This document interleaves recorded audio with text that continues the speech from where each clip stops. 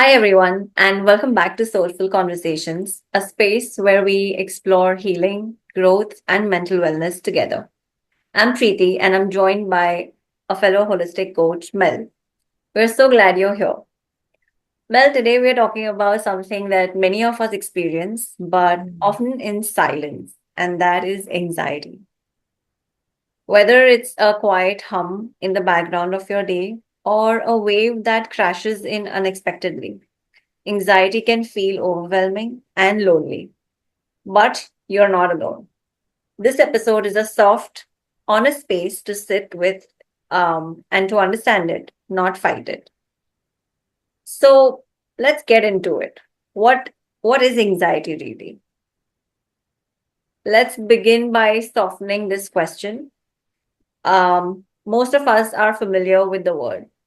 It's tossed around so casually these days, right, Mel? Yeah, absolutely. And I think like everyone hears the word anxiety these days, or yeah, like you said, it's thrown around so much. So I'm really glad today that we can actually clarify and dive into what exactly anxiety is all about. Yeah.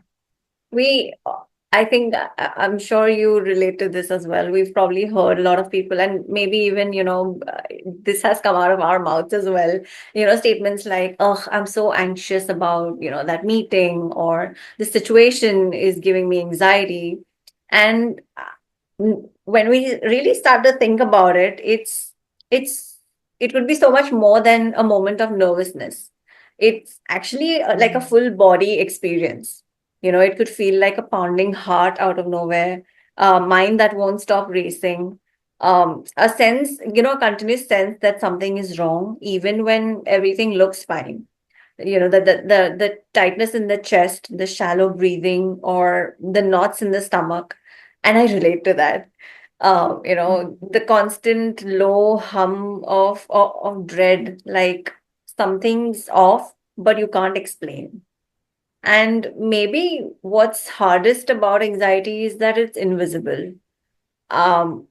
We would like to probably talk about, it with someone, but what do we even say?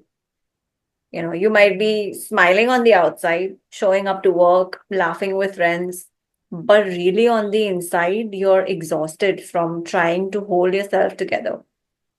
It can show up as racing thoughts, again, tightness in the chest, a pit in your stomach, overthinking, a major one, restlessness, irritability. And for me, anxiety has felt like holding my breath all day without even realizing it, or lying awake at night, thoughts buzzing louder than sleep. Let us know in the comments if you relate to any of this. Mm. Yeah, I think so many people would be like, yes, I Yeah. hear you right now. I think we've all experienced that, right? Yeah. And so I'm wondering, Mel, why are so many of us anxious these days? Yeah, and I think this is so great to bring up because we're hearing about it more these days. And, you hear it sort of just like thrown around so much. And it is a great question of why are so many people anxious or what is bringing the anxiety on these days?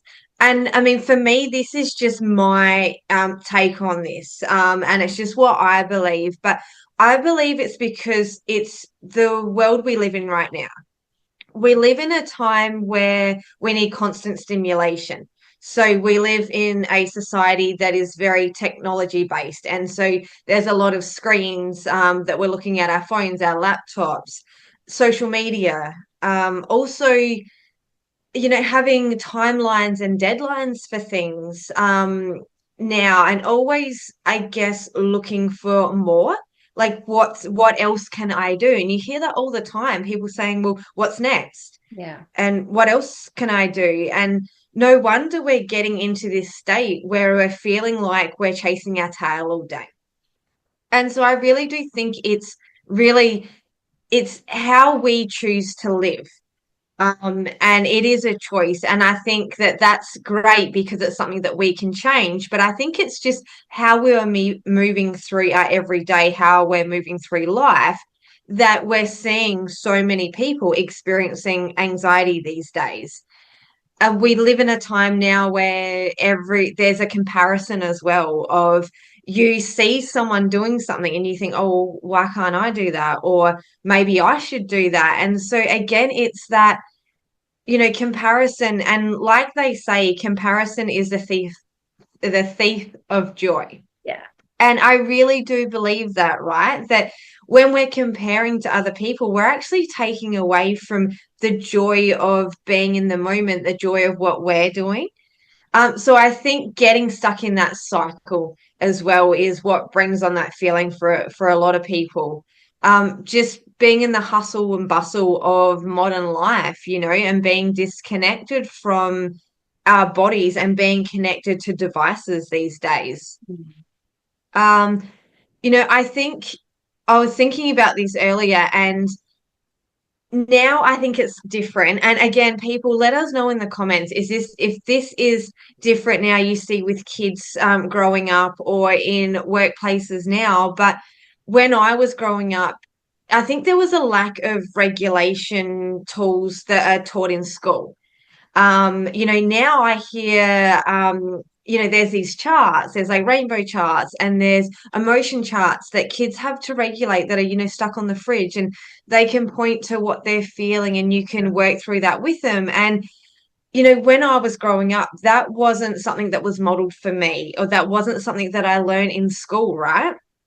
And that's where, I'm curious to know if other people have. Was that something that was modeled for you in No. school or in early work, No, your actually. workplaces? And I so relate to, I mean, I'm listening to you right now and I'm just thinking to, all of the friends who have kids and now, and, they have the kids learn about emotions and what they're feeling. And, each emotion is something that they really understand. And I think maybe for us, we a lot of times in our childhood probably didn't really understand what was going on. Like, are we really anxious or are we nervous? And what is, the tightness in the pit in the stomach for? Or are we hungry? Or, what's the pressure like? Why is it? So, yeah, it's better. I guess it's better now. But Yeah. And so that's where I think like maybe we just weren't taught these things, or they weren't modeled to us at school or in our workplaces. Like there's a lot of workplaces I know now that actually have programs in place and well-being programs. And I think that is absolutely fabulous. And that's great for those people doing that and learning, but maybe it's something that we haven't grown up with and we don't know about. And I mean, that's something that we both coach in. We teach, these regulating techniques. So we teach you these tools, and it's all about just knowing these tools as well. And I think having a lack of that, again, can be a reason why so many people are feeling anxiety coming on these days. I mean, and like you just mentioned there, Pre, is suppressing emotions too, of suppressing and just keep going. Like you can feel the feeling coming up, right? You can feel the yeah, tightness in their chest, or that your thoughts are racing, but it's like push it to the side because I've got to get here and pick up the kids, or it's because I've got to, the boss needs this deadline. And so we're suppressing what our body is telling us in place of getting things done, which, when you think about it, makes us even more anxious in the moment. And because we're not able to stop. So that then creates just a baseline of anxious feelings that we're moving through life with. And so every day it's like repeating the same habits and it's repeating the same cycle over and over again. So where's the moment where you take a breath? Where's the moment where you slow down and actually get to stop for a minute? Which then turns into, our nervous system being stuck in fight and flight. And I think that now, a lot of people can say that's become the normal. That, yeah, I'm stuck in fight and flight, and that's what it is. And, again, that's a belief, that's a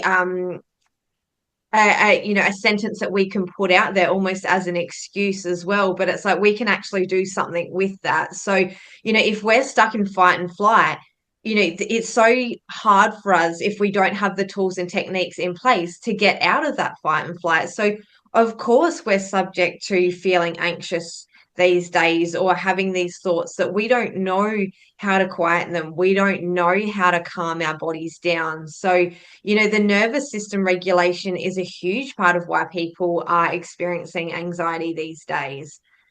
Um, and I think now what's sort of coming about, this year, 2025, in this day and age, is that we're really stopping confusing productivity with worth. I think it's really becoming a thing now that just because you're busy or you're doing something, doesn't mean that it's tied to worth. So now I feel like there's that shift coming in this year where people are learning to actually slowing down is actually more productive, or taking a break and stopping for a minute is actually beneficial to then producing more.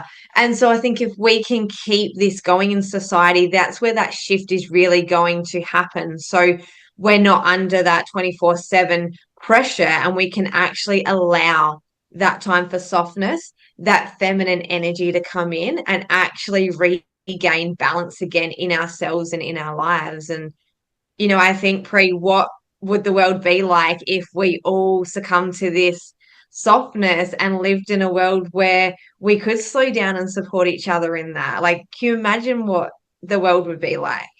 It will be so much. I mean, a lot of peace and, the mental Yeah. peace that we strive for. Oh my God, I could just like sense it. I remember So I remember going through a phase, right, where I would wake up and, feel this tightness in my chest before I even opened my eyes. There was no clear reason. Nothing bad had happened, but my body, my nervous system, I guess it was just an overdrive. It felt like I was constantly bracing for something, but I didn't know what. And after a long time, I thought this was normal, this is just me, that something was wrong with me. But here's the truth. Anxiety is definitely not a flaw.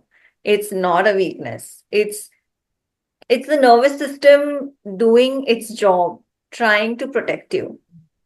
The issue Yeah. is in today's world, the protective system gets stuck in the on mode. And instead of short bursts of stress, we are flooded with it. The constant emails and news comparisons, like you mentioned, the unresolved past pain, expectations we put on ourselves and others put on us, social Mm. media. So I guess anxiety in a way becomes the body's alarm system. Just one that doesn't always know when it's safe to turn off. And I want to say something our audience might need to hear, maybe need to hear right now. You are not overreacting. You are not being too sensitive. You are definitely not broken. You are Mm. carrying more than people can see, and you're doing your best. Mel, would you like to share your experience with us?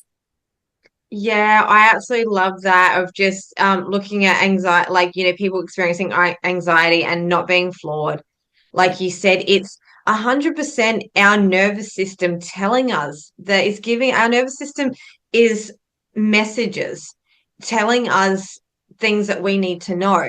And like you said before, it's become a fine line now between it coming online as there's a threat and then it's supposed to turn off, Yeah. and then you move through until there's another threat, right? But right now, what people, from what I hear are experiencing is, like you said, that switch is on and it's not turning off.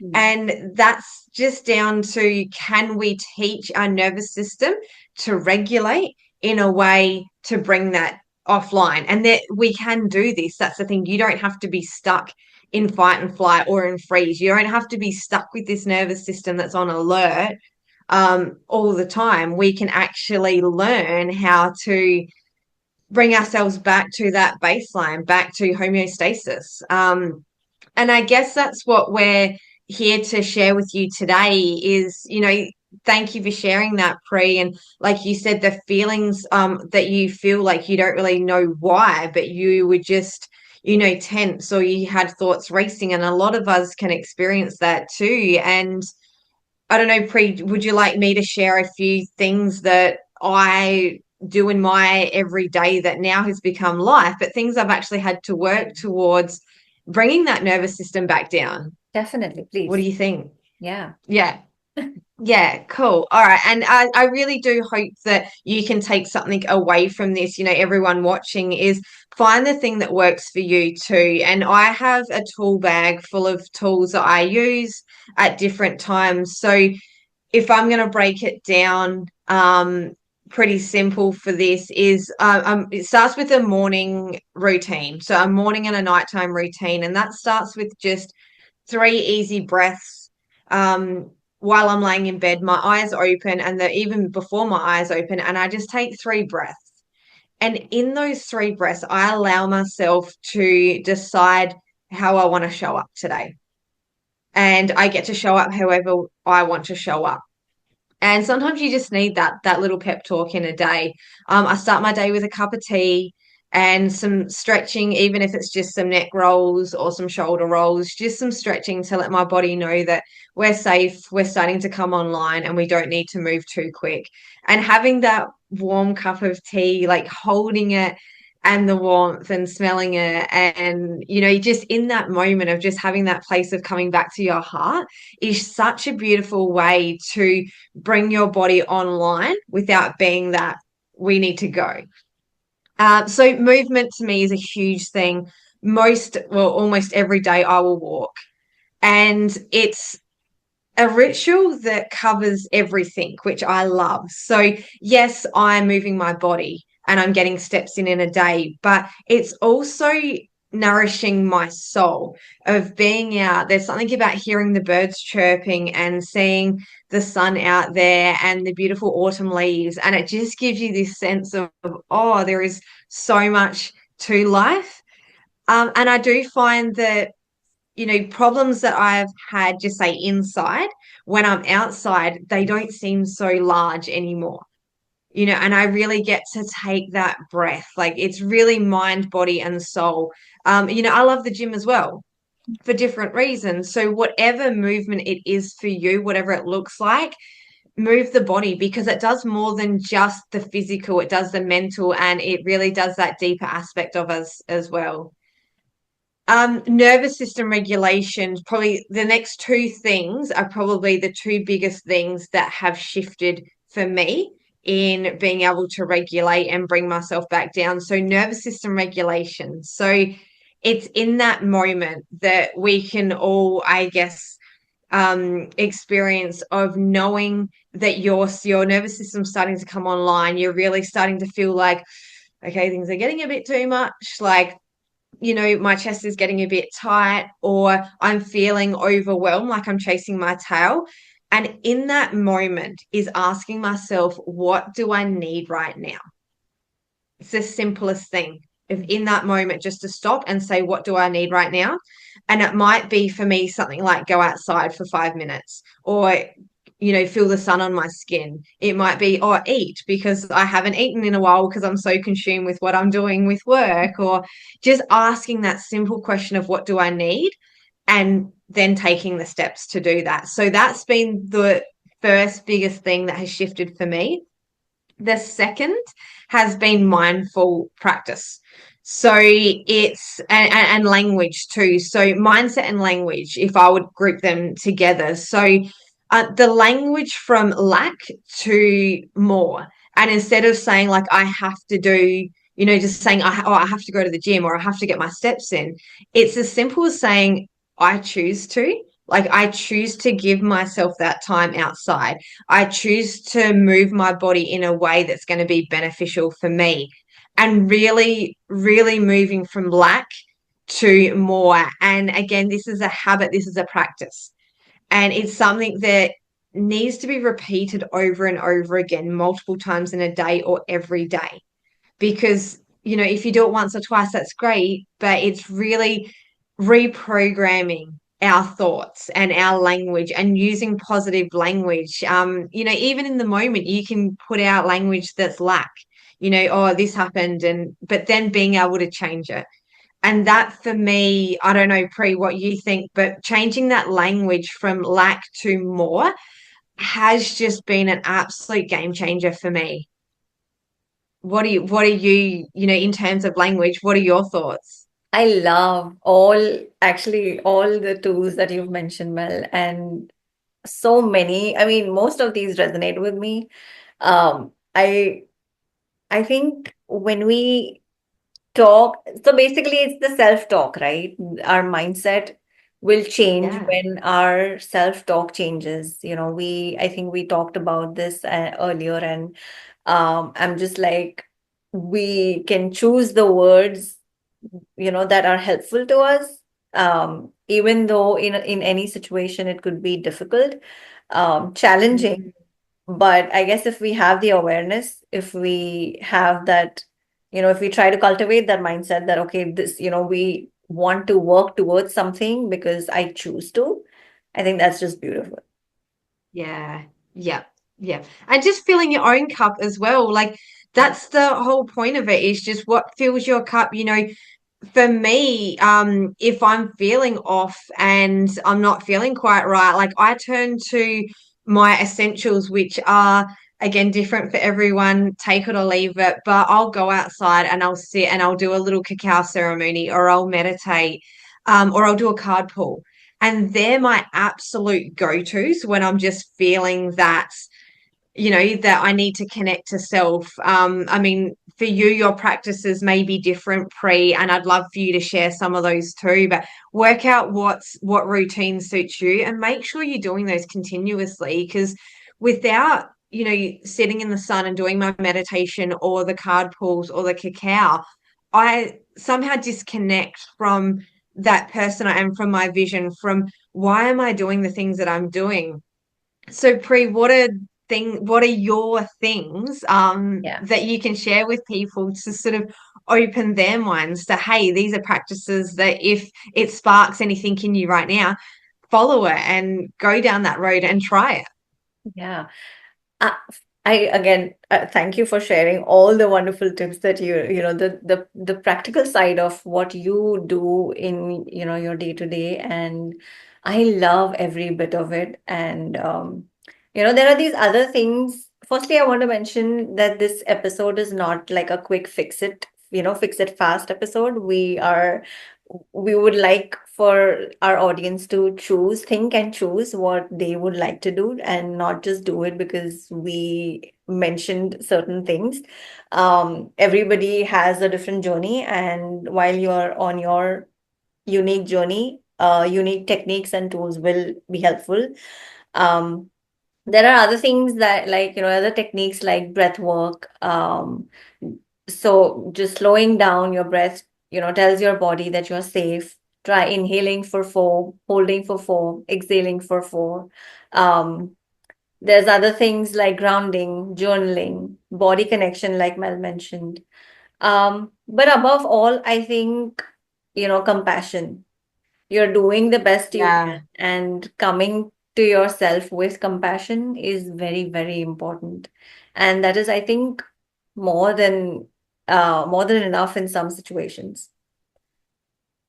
Yeah, absolutely. I totally agree. Is having that self-compassion.